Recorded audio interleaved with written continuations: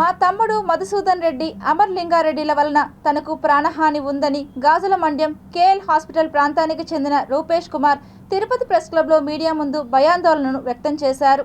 మా తమ్ముడు వాళ్ళ భార్య అక్క కొడుకు అయినటువంటి అమర్లింగారెడ్డి మాచర్ల మండలము ఖమ్మంపాడు విలేజ్ అక్కడి నుంచి వచ్చి మా తమ్ముడు ఇంట్లో ఉన్నాడు.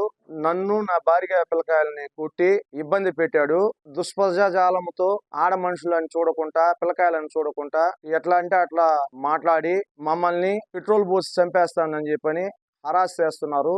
మాకు ప్రాణ రక్షణ కల్పించాలని చెప్పని మేము మే 21వ తేదీన మా గాజుమణ్యం పోలీస్ స్టేషన్ ఎస్ఐ గారికి కంప్లైంట్ ఇవ్వడం జరిగినది. ఎస్ఐ గారు చూసి మాట్లాడతానన్నారు. దాని కేసుని తీసుకోలేదు వాళ్ళ మీదకి. మళ్ళా నేను రోజు వెళ్ళి స్టేషన్ కి వెళ్ళి అడుగుతా ఉంటే 30వ తేదీ ఆయన లీవ్.